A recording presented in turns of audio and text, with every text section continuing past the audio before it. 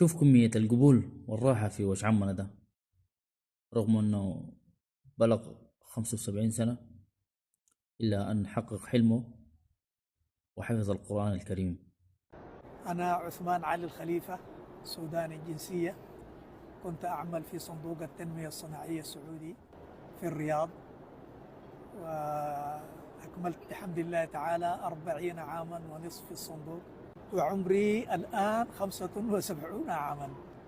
ثم تقاعدت وأتيت إلى المدينة المنورة، وسجلت في حلقة تحفيظ قرآن في المسجد النبوي الشريف، وشجعوني على أن أواصل على الرغم من كبر سني. وبحمد الله تعالى ربنا وفقني في أن أختم القرآن الختمة الأولى، وأنا الآن في طور المراجعة.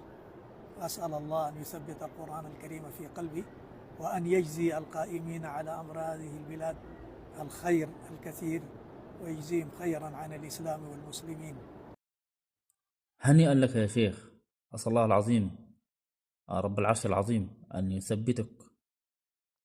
نسأل الله لك الثبات والنية الصادقة. اللهم اجعلنا أهل القرآن واجعلنا من حفظة الكتاب الكريم يا أرحم الراحمين.